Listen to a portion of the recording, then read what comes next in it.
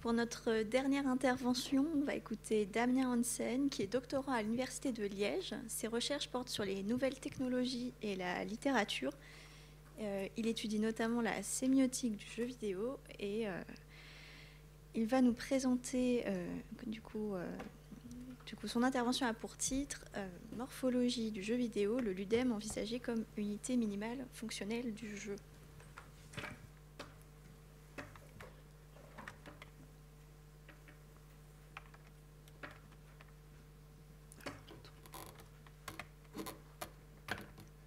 Décidément.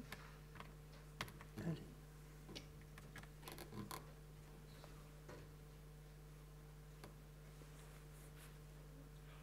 Voilà. Merci beaucoup, bonjour à tous. Parfait, ça marche. Merci à toutes les personnes qui ont organisé ce colloque et qui ont participé à cette première journée. Pour cette dernière présentation, avant les activités que vous attendez tous probablement, je voulais donc vous faire part de mon mémoire en fait en linguistique que j'ai intitulé un peu prétentieusement, comme on a dit, Morphologie du médium vidéoludique. Je reviendrai tout de suite sur le choix de ce titre. Tout ceci en fait s'est articulé au départ d'une question qui nous semblait se poser actuellement dans les sciences du jeu et qui consiste à voir comment on peut décrire et structurer le jeu vidéo, d'une part dans les discours et dans les différentes théories qui abordent déjà cette thématique, et d'autre part de manière concrète à l'aide d'un modèle théorique qui faciliterait justement l'étude de cet objet. Donc l'objectif est de voir quelles sont ces contributions qui s'intéressent de plus en plus à ce que l'on pourrait rapprocher d'une grammaire du jeu vidéo, et comment nous pourrions pousser plus avant justement cette même réflexion avec une modélisation structurale formalisable. Alors pour ce faire, je vais commencer avec un tour d'horizon assez théorique, mais fortement résumé parce que tout ceci est le résultat d'une très longue tradition théorique, et je repartirai de ces travaux pionniers pour vous présenter alors ensuite, vous suggérer ma propre analyse au travers des concepts de ludem et de séquence, et je terminerai brièvement sur quelques applications et réflexions possibles. Alors j'ai peu de temps pour vous présenter le modèle, donc je vais surtout lister et catégoriser en fait les nombreux ouvrages qui ont déjà été proposés et qui ont motivé cette contribution. Et je vais commencer pour cela avec un dénominateur commun à nombre de ces études qui justifie en fait le choix de ce titre et qui vient aussi souligner l'objectif et la démarche de ce travail, mais aussi les raisons qui m'ont poussé à prendre justement une certaine distance vis-à-vis de ces approches. Ce point commun apparaît en fait dans les travaux du linguiste Vladimir Prop, qui s'était efforcé de réduire son objet d'étude, le conte folklorique, à sa plus simple structure, en répertoriant les unités minimales du conte, qu'il comparait ensuite sur la base de leur mise en œuvre dans différents cas, avec l'objectif d'en dresser une typologie. Comme pour la plupart de ses contemporains, la théorie littéraire constituait un champ de recherche privilégié, et il n'est donc pas étonnant de trouver un grand nombre de références à Prop maintenant dans les sciences du jeu, où la narration prend une grande dimension. Bostan et Turan, par exemple, pour ne citer que cet exemple, ont réitéré l'expérience en ajoutant de nouvelles fonctions du jeu vidéo aux fonctions propiennes, et en confrontant ensuite la littérature avec le jeu vidéo ou différents genres vidéoludiques entre eux. Alors le terme morphologie, cependant, n'est aucunement spécifique à la littérature ou à la linguistique, et les théories du jeu vidéo font aussi mention de Prop de manière plus générale. C'est le cas des travaux d'Alvarez et de Jauti sur les briques de gameplay notamment, où cette approche est envisagée en tant que méthode outillée et consiste alors à réduire le jeu vidéo à sa plus petite unité et à voir comment celle-ci permet de générer chaque instance du jeu vidéo, soit à des fins taxonomiques comme c'était le cas jusqu'à présent, soit en vue d'en révéler une sorte de support génératif que l'on pourrait comparer à une grammaire du jeu vidéo, et c'est justement à ce type de contribution que je me suis intéressé. Alors de nombreux auteurs se rejoignent ainsi pour affirmer la nécessité de définir plus précisément la structure du jeu vidéo, que ce soit sur le plan de l'analyse ou de la conception, et ça représente un double intérêt dans le sens où un modèle efficace offrirait une meilleure prise non seulement aux concepteurs mais aussi aux chercheurs sur l'objet en question, mais aussi de se reposer sur un lexique et un vocabulaire commun, ainsi qu'une méthode structurée pour l'étude et la compréhension du jeu vidéo. Alors une autre raison est davantage liée à la production du sens, c'est-à-dire la manière dont le jeu véhicule certaines informations et dont le joueur se les approprie, mais je reviendrai sur ce point par après parce que c'est précisément en cela que la démarche envisagée ici prend un peu ses distances. Donc on peut trouver de très nombreuses études formelles qui reflètent une tentative de description, de clarification et d'unification de bonnes pratiques en matière de conception de jeux vidéo, mais on ne peut pas encore réellement trouver de réelle synthèse de la problématique ou de modèles prévalents, à l'exception de quelques contributions qui constatent en fait simplement la diversité de la terminologie proposée et les limites des modèles existants. Alors parmi ces propositions, on trouve notamment celle de Crawford, à qui l'on peut vraisemblablement attribuer la métaphore langagière de la grammaire du jeu vidéo, ou tout du moins le point de départ d'études comme celle de Salen et Zimmerman ou de Björk et Holopainen, qui mentionnent pas mal de points soulevés dans cette présentation. Et enfin, l'article de Cousins qui offre une première suggestion de modélisation réellement applicable aux jeux vidéo. Un terme en particulier qui a suscité pas mal d'attention, c'est le ludème, parce qu'il illustre à la fois la complexité et les limites de ces approches. Complexité parce que ce terme à lui seul revêt différentes significations, parfois incompatibles, et s'est vu attribuer différentes paternités. On le retrouve par exemple dans les ouvrages francophones, où le ludème est tantôt attribué à Borvo, tantôt à Berlequin, et où il est très souvent lié au jeu de table, tandis que dans les ouvrages anglophones, on l'envisage toujours du point de vue de l'interaction du jeu vidéo. Le premier est selon moi un héritage clair des études consacrées aux jeux de société dans les sciences humaines, où les règles étaient primordiales et de surcroît connues des joueurs, contrairement aux jeux vidéo, mais son apparition dans le domaine anglophone que l'on devrait à Cousins a donné un nouveau souffle à ce concept. Alors dans d'autres cas, le ludème recouvre toutes ces acceptions et se rapporte à la volonté même de déconstruire le jeu vidéo, là où le morphème désigne la plus petite unité de sens et le phonème la plus petite unité sonore, le ludème caractérise ainsi la plus petite unité du gameplay, un élément fondamental de la structure ludique, et c'est cette définition assez transparente qui, selon De Pauli, le rendrait assez populaire. Alors pour synthétiser maintenant toutes ces propositions qui s'intéressent à la déconstruction du jeu vidéo, il est tout à fait possible de repartir de la notion de mécanique de jeu qui jouit déjà d'un usage assez répandu dans la littérature et qui résume en fait parfaitement l'état actuel de la question et plus précisément la grande ambiguïté qui selon moi est liée à la notion de règle qui est mentionnée par chacun de ces auteurs. Puisque le ludème et les autres termes qui ont été proposés se rapportent toujours à un système de règles. Alors, en citant les différents usages du concept de mécanique de gameplay, Sicard remarque notamment que certains auteurs comme Avedon font une distinction entre les différentes formes d'interaction et les règles qui régissent ces formes d'interaction, alors que d'autres auteurs, comme Järvinen par exemple, n'y verront qu'une seule et même chose. D'autre part, certains auteurs distinguent les actions isolées, à savoir les mécaniques, et des objectifs plus larges. D'un côté, nous aurions donc une conception principalement mécanique de l'unité minimale ludique qui décrirait les règles, ou plutôt, pour éviter la confusion, des instructions telles qu'on pourrait les retrouver dans un manuel de jeu. De l'autre côté, une dimension plutôt dynamique où l'accent est là placé sur les possibilités d'interaction et sur le champ d'action qui est offert au joueur ou sollicité par celui-ci. Alors, l'ensemble des auteurs présentés ici se rejoignent cependant pour soulever les différents problèmes qui sont justement soulevés par ces théories, comme le manque, selon Björk et Holopainen, d'un lien solide entre tous ces différents niveaux. Et d'autre part, le fait que ces études, même si elles ont contribué à structurer déjà le jeu vidéo, qui est un système extrêmement complexe, restent entièrement théoriques ou se bornent à un ensemble de lignes directrices. Et c'est pourquoi Cousins argumente en faveur d'une approche réductionniste qui, à l'image de la linguistique, envisagerait le jeu vidéo en différents niveaux d'analyse imbriqués dans un modèle hiérarchique. Alors troisièmement, le fait que ces conceptions du jeu, qu'elles soient mécaniques ou dynamiques, elles laissent invariablement en dehors de l'analyse ce que Crawford a appelé les noms ou que Parlett appelle les instruments et qui sont en fait les éléments du jeu. Alors on trouve beaucoup de critiques, notamment chez Arsenault, qui précisent que les modèles centrés sur les règles sont trop abstraits et arbitraires. Et en fait, les mots qui sont utilisés pour critiquer ces modèles sont exactement les mêmes que l'on retrouve chez les formalistes et qui ont été opposés à Propp notamment il y a de cela plusieurs années. Donc on leur reproche de ne pas rendre compte de la place du ludème et de son utilité dans le processus de conception. Donc à l'avenir, il faudrait plus s'intéresser à l'usage qui est fait du ludème par les concepteurs et par les joueurs. C'est ce qu'on va essayer de proposer ici.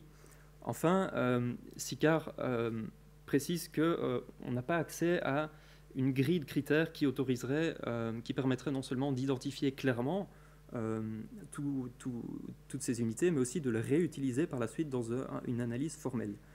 Il ne faut pas oublier que toutes ces contributions sont évidemment assez novatrices. Elles s'insèrent dans un axe de recherche qui est encore largement inexploré, mais elles font partie d'un premier effort de théorisation et on peut avancer plusieurs solutions à tous ces problèmes.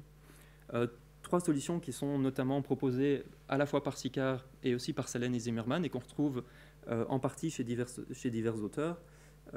Par exemple, premièrement, le fait qu'il est nécessaire, donc, comme je le disais, de repartir des éléments qui sont constitutifs du jeu et qui se trouvent à la base de la construction du sens. Donc le ludem, l'objet ludique, s'il constitue l'unité de base du jeu vidéo, doit être pris en compte dans l'analyse et doit également rendre compte de sa dimension plurisémiotique, puisque, comme l'explique Arsenault, l'expérience du joueur n'est pas uniquement tributaire des règles. On parle effectivement beaucoup d'expériences d'ordre esthétique, et là je pense notamment aux travaux de Bogost ou de Triclot, et le modèle théorique doit refléter cela. Un deuxième point qui est avancé, c'est que ces objets apparaissent dans un environnement spécifique qui contraint et qui explique son utilité. Et ce niveau doit lui aussi être pris en compte, et ce sera l'objet du 3e chapitre. Troisièmement, enfin, le modèle théorique élaboré doit permettre d'expliquer à la fois comment les joueurs et les concepteurs approchent le jeu vidéo, puisque, comme le résume Bogin, le design d'un jeu vidéo est une co-construction du joueur et du concepteur. Alors, la comparaison avec les réflexions qui ont été portées en sémiotique sur la littérature s'est révélée assez intéressante. D'une part, parce que les théoriciens d'alors étaient confrontés exactement aux mêmes problèmes qui nous occupent aujourd'hui, et aussi parce qu'elle offre des pistes pour surmonter ces problèmes. Alors, pour commencer, la vision du ludem, telle qu'on va le redéfinir ici, est en fait celle qu'on retrouve exactement dans les analyses de Pierre-Yves Hurel, qui propose une unité séparée en 3 composantes, sonore, graphique et mécanique. Dans cette perspective, l'élément de base qui est suggéré par Hurel ne renvoie pas simplement à une unique spécificité ludique considérée hors contexte, mais à une unité complexe, un instrument du jeu qui est pleinement intégré dans une situation d'énonciation. On peut fondamentalement l'associer à un objet qui constitue l'univers du jeu, puisqu'après tout, comme l'explique Salen et Zimmermann, l'univers d'un jeu tel que Super Mario n'est qu'un système de signes qui représentent des pièces magiques, des étoiles, des tuyaux, des ennemis, etc. Et ce sont tous ces signes qui représentent conjointement l'univers qui est présenté aux joueurs sous forme de sons, d'images et d'interactions. La meilleure analogie qu'on peut donner d'un inventaire ludémique, ce serait l'ensemble des éléments de construction qui sont proposés aux joueurs dans un éditeur tel que Super Mario Maker ou encore Minecraft. Alors le but n'est pas de constituer une classe finie de ludem, mais simplement d'offrir des pistes qui permettent d'identifier les unités minimales du jeu au sein d'un ensemble plus large et potentiellement illimité, bien entendu, mais qui est partagé par la communauté des joueurs. La première composante de ce ludem renvoie assez intuitivement au son qui est associé à l'objet. Cette dimension est un peu le parent pauvre, malheureusement, des théories du jeu vidéo, mais elle n'en reste pas moins essentielle. Et il est même facile de trouver diverses utilisations assez astucieuses de cette composante ludique.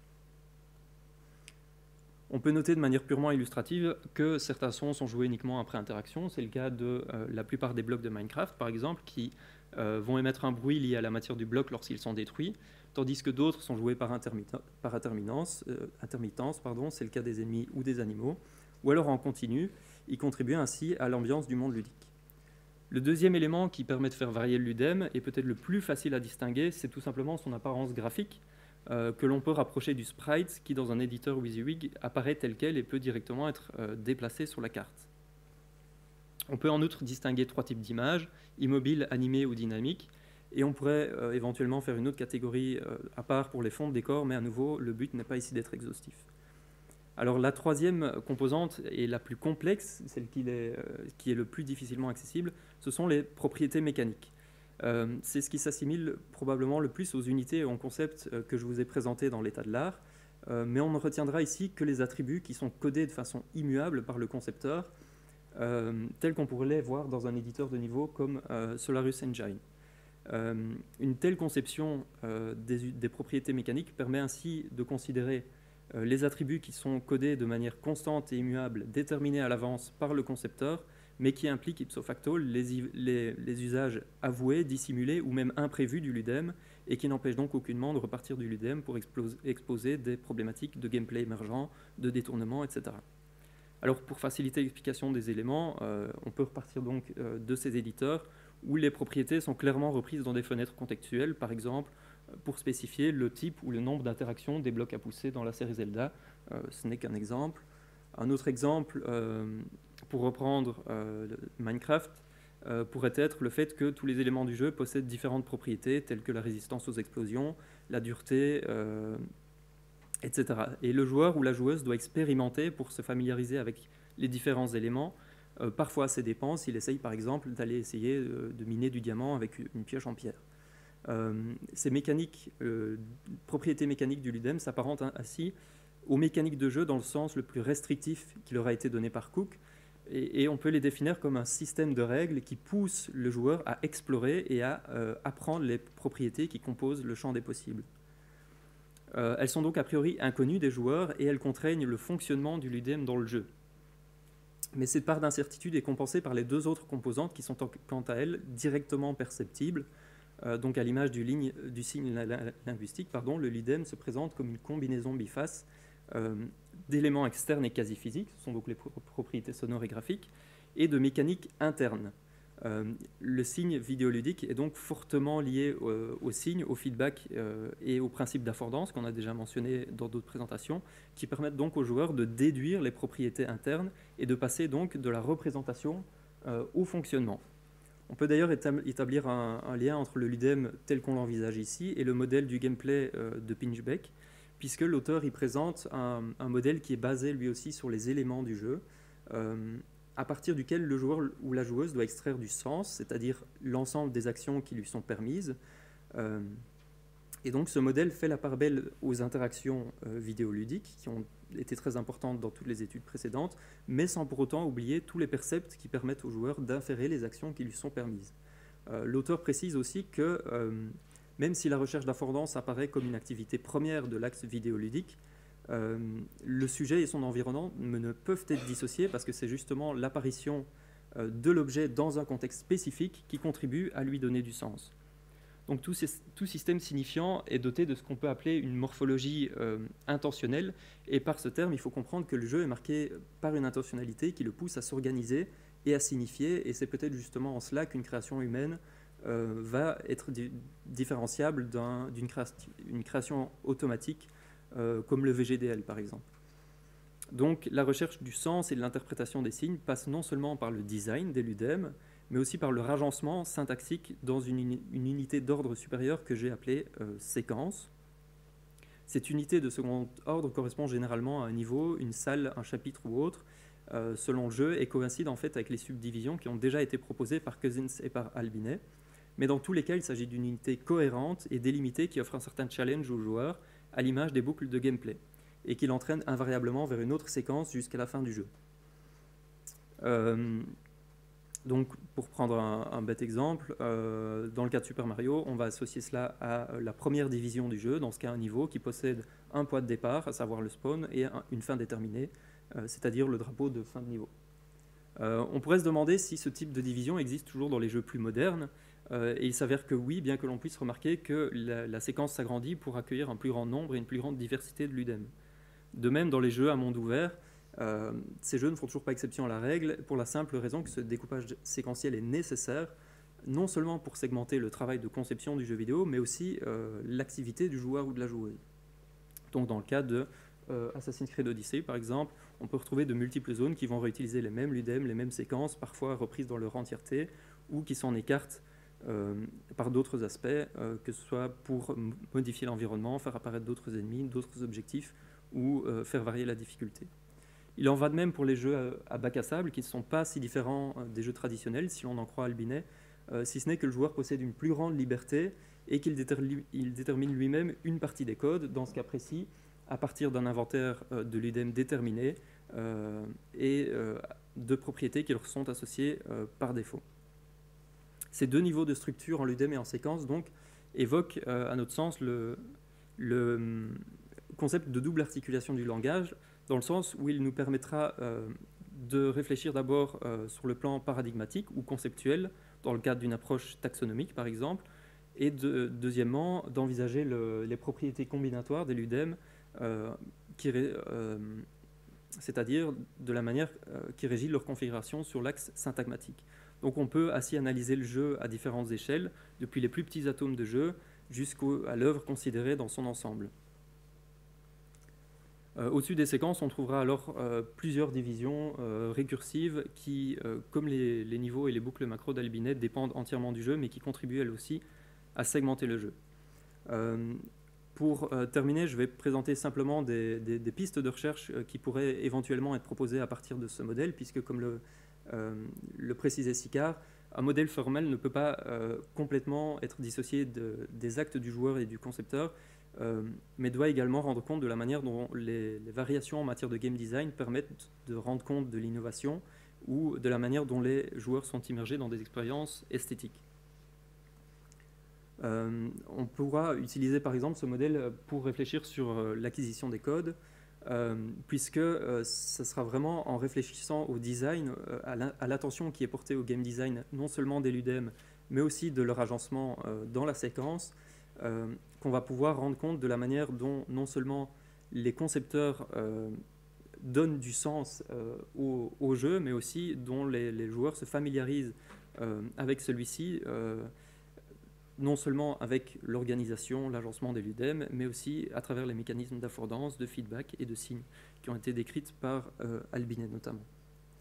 On pourra aussi évoquer des problèmes de détournement et d'horizon d'attente, puisque cette organisation peut aller volontairement à l'encontre des attentes du joueur, que ce soit des fins parodiques ou avec une réelle intention de créer un écart esthétique. On pourra évoquer également la question du crossover ou de l'easter egg, puisque ces incursions particulièrement fréquentes vont montrer qu'on peut réutiliser des ludem ou des séquences dans leur entièreté. Et enfin, la question de l'innovation qui est elle aussi très présente dans les sciences du jeu, et qui ont poussé pas mal des auteurs que je vous ai cités à proposer une critique de l'industrie du jeu vidéo en précisant que le jeu vidéo se reposait trop sur ses acquis et n'explorait pas suffisamment de nouveaux horizons. On peut remarquer par exemple que la nouvelle vague des jeux indépendants va justement jouer sur tous ces modèles, sur l'acquisition des codes, sur la gestion du connu et de l'inconnu, sur l'horizon d'attente, sur la réappropriation, puisque comme le mentionne Mathieu Triclot, le succès de ces jeux tient principalement au fait qu'ils s'approprient et qu'ils revisitent les codes existants et qui s'attaquent donc aux limites du médium vidéoludique. Je ne vais pas vous faire l'affront de tout vous reciter pour la conclusion, simplement vous dire que rien n'est dogmatique, plutôt que le but ici était de proposer un pas supplémentaire dans cette thématique, et que ça ne prend pas en compte non plus la totalité des dimensions du jeu vidéo, puisqu'il est possible d'y intercaler de nombreuses autres dimensions, mais que c'est la mise en relation de ces trois types de propriétés, des ludem et des séquences, qui me semble pouvoir correspondre réellement à ce qu'on pourrait rapprocher d'une grammaire du jeu vidéo, ou en tout cas qui pourrait expliquer comment les joueurs acquièrent et réutilisent les codes du jeu, et la manière dont ces constructions sont utilisées par les concepteurs pour créer des scénarios ludiques signifiants et intelligibles. Et je vais en rester là.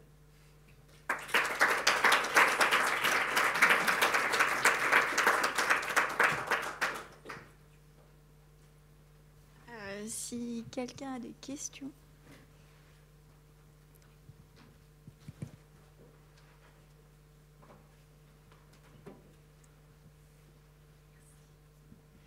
Mais merci beaucoup, Damien. C'est fascinant comme présentation, vraiment très, très intéressant. Puis j'aime beaucoup l'articulation que vous avez faite entre les différents auteurs. C'est vraiment très, très inspirant.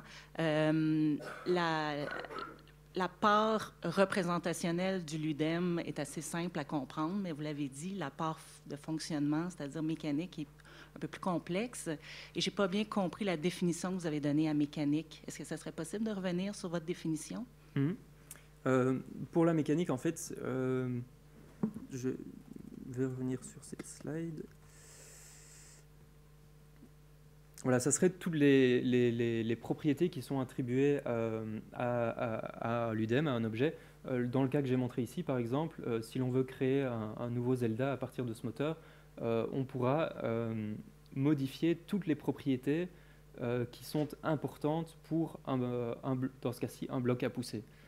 Okay, donc vous êtes vraiment juste dans la partie plus de conception et donc oui, tout à fait. Dans la manière dont, même quasiment du point de vue informatique, il va pouvoir y avoir manipulation. Donc non seulement la manière dont le concepteur va vraiment figer le fonctionnement d'un ludem, mais on peut l'envisager à l'inverse du point de vue du joueur qui, lui, ne connaît pas toutes ces mécaniques et qui va justement devoir soit les déduire en fonction du principe d'affordance, grâce à des signes ou à des feedbacks, soit simplement essayer et par essai-erreur déduire lui-même quel est le fonctionnement du ludem. Un exemple qui avait été donné par Pierre Vurel justement pour créer en fait tout ce moteur de jeu renvoyait justement à ce bloc à pousser où l'auteur, tu me corriges si je me trompe, s'était amusé à chronométrer le temps qu'il fallait pour entre le moment où le joueur appuie sur la touche et le moment où le bloc va réellement avancer, tout ça pour simplement donner une impression d'effort en fait au moment où le personnage va pousser ce fameux bloc et le joueur, l'amateur, pour recréer tout ce moteur-là, avait dû justement s'amuser, s'essayer à essayer de comprendre et lui-même de recréer tous ces attributs.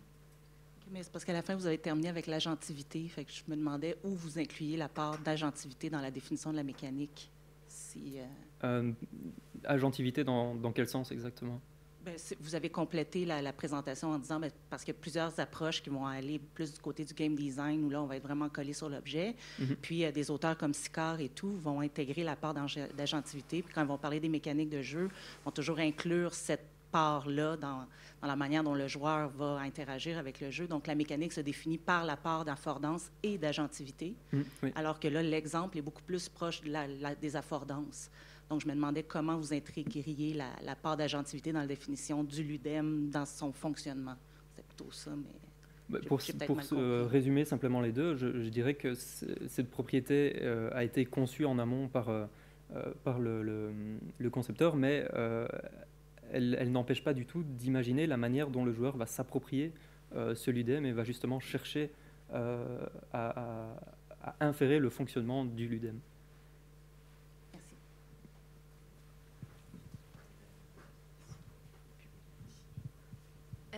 J'ai une question assez pragmatique. Du coup, pour étudier les mécaniques, il faut avoir accès aux ressources des concepteurs. Ça, c'est ma première question. Et aussi, du coup, qu'est-ce que vous faites de tous les cas où, en fait, ce n'est pas les joueurs qui vont détourner les mécaniques, mais les game designers qui brisent les règles des logiciels pour pouvoir, à un moment, faire une chose assez particulière.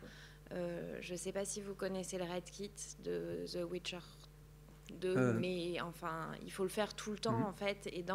Et en utilisant le moteur de jeu, on se rend compte des nombreuses fois où les créateurs l'ont fait dans leur jeu. Et donc, voilà, je me demandais comment est-ce qu'on articulait ça par rapport aux mécaniques concrètes. Alors, pour la première question, c'est vrai qu'éventuellement, il faudrait pouvoir avoir une liste de toutes les propriétés qui ont été codées pour chaque objet, mais rien n'empêche justement de faire table rase de tout ça et de repartir du point de vue du joueur qui ne les connaît pas du tout et de justement rendre compte de la manière dont un joueur, par exemple, commencerait à jouer à Super Mario sans rien connaître au jeu et de voir simplement, à partir de la manière dont chaque élément est disposé sur le niveau, en fait, la position et le design même de ces éléments va inciter le joueur à effectuer des actions bien spécifiques, et c'est à ça qu'on peut reconnaître un bon jeu. C'est au simple fait qu'en regardant, un joueur va être poussé à effectuer une action qui a été prévue par le concepteur. Donc ça passe non seulement par le design des ludem, mais aussi par le agencement, comme je le disais. Et alors pour la deuxième question, je vois le jeu, mais je ne vois pas l'exemple. Concrètement, est-ce que vous pourriez juste répéter rapidement la question? En fait, très souvent, les concepteurs ont une base donnée d'outils, ce que, si j'ai bien compris, vous appelez mécanique. Mais dans certains cas précis, les mécaniques ne leur permettent pas de faire ce qu'ils ont en tête. Et donc, du coup, ils vont en utiliser d'autres ou, par exemple, pour transposer un personnage d'un endroit à un autre plutôt que de le transposer de la manière qui est prévue dans le logiciel. Ils vont, par exemple, effacer son sprite à l'écran ou ce genre de choses. Et comment est-ce qu'on pense les mécaniques de détournement lorsque c'est pas le joueur mais le créateur. Mais je sais pas si je suis très claire, désolée.